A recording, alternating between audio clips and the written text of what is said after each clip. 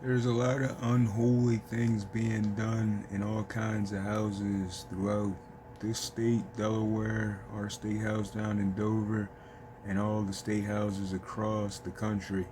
There's a lot of unholy things being done in a lot of supposed religious institutions, places that are supposed to be sacred. There's a lot of unholy things being done in the name of God, in the name of Christ. We know the KKK, they put those crosses up just like in the KKK. There's leadership in many churches that you may be aware of that doing the wrong thing. They're getting away with murder. They're receiving a whole lot of money to do it.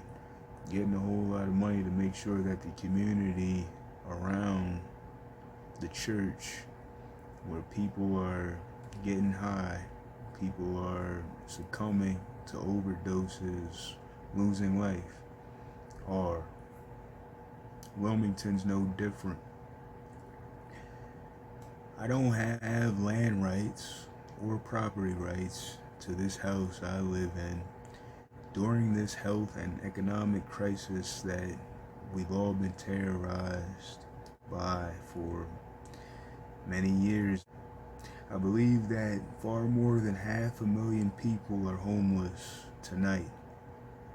If we include people like myself who are not homeowners, who are housing unstable, who stay with family members, who overnight become threats, people who rent but who are unemployed and underemployed and who are literally imprisoned by poverty, sleeping on the floor or on a couch or in an actual jail on a mat, we would have a much different number.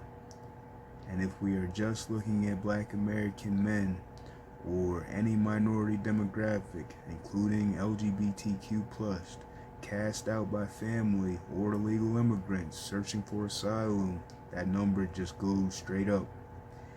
Single black and brown mothers and poor whites with 2 or 3 jobs are the new working class living in poverty. My mother had to work a minimum of 3 to provide for me after she was released from prison when I was 5. And we were still in poverty. We still lived in poverty. She argues that with me. She doesn't think that we lived in poverty, but she had to work these jobs in order to try to pay for an apartment. She had to get in a lawsuit. The supermarket where she worked, she got injured and she got paid, so we got our first house. But that injury that she sustained working that minimum wage managerial retail job, that's poverty. She wanted me to have a great education, which to her meant educated by whites. So we moved from the predominantly black city of Chester, PA to Shillington, PA, where we were part of the only 1% black population. I arrived in the majority black and underserved Wilmington on my own when I was 17. I would be arrested for the first time soon after. When I should have went to Howard University, I went to Howard R. Young Correctional Institution. I went back and forth to jail for selling crack, stealing cars, and forging prescriptions for alprazolam, which is Xanax, and oxycodone, which is Percocet. Where did my mom go wrong? I had no foundation in hope nor faith. She never took me to church. What I valued was money, which I thought was security and popularity in the streets, which I mistook for manhood and freedom. I got my first car, I got my first girl, and folks who I thought were my friends and just wanted to ride around and smoke weed with me. Sometimes they wanted to rob people for their money. But that was because we never had it before. To a broke nigga, money is justice. And to all people, It is the greatest equalizer next to true love and empathy if you've never experienced the latter. If you've never had money and you've never had love, what matters? Not just a lack of compassion and integrity, but the learned hate and coached indifference of the general majority is the root of our devastation. What does the word crime mean to you? I was asked by a gubernatorial candidate from the good old party here in Delaware. What does crime mean to me? And I responded, what about crisis? Because there are crimes committed by people who are going through living hells, who are in terrible, desperate situations that no one should ever be forced into. And there are crimes that are committed by people in power so that they can solve problems down the line that they can take credit for. I don't believe the answer to our collective concerns are just us caring about our own problems. What I've realized from our efforts as organizers is that poor people of all races do not have the privilege to protest nor petition for other people who are suffering. We don't have the privilege to believe that these demonstrations have teeth. I'd rather be a dead lion than a living dog healing. I'd rather be standing and smacked down than laying on my stomach.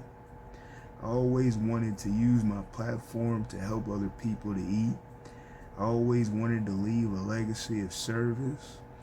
When I say always, I really mean ever since I was in the hole when Obama won in 2008. It would have been the first election that I could have voted in. When I came home, I joined a church that was very politically active, and I became civically engaged after I started to box, and my boxing coach got me to go to church after my uncle, thank you Coach Ron, after my uncle passed away. Coach Ron, he passed in 2018, my uncle passed in 2011, and they both rest in peace. I involved myself in abolishing slavery's last iteration, the new Jim Crow, mass incarceration. Through decarceration, re-enfranchising people, creating community cohesion through voting rights, participation in democracy that's difficult to call ours when they don't allow us on the ballot in Delaware. They don't allow Cornel West on the ballot in Pennsylvania. You know, you can they don't allow us even to vote when we're not even convicted of a crime. For 10 months, I was locked up waiting to go to court in 2008. I wasn't convicted yet. And when I went to court 10 months after, I came home. Should have been allowed to vote. My Sixth Amendment right to a speedy trial was violated. But I've got jury duty coming up. And I'm grateful to have jury duty coming up. I've got to call them. But where Dr. King received his theology degree is where I was born. Chester, Pennsylvania, Crozier Theological is where he received his degree, and Crozier Hospital is where I was born. Solutions. let me say that again. Where Dr. King received his theology degree, that's probably why I believe in a God of justice and equality, solutions, and us being united about something of substance. I see a world where people who got out of jail can leave it behind. I hear a world outside my windows that doesn't include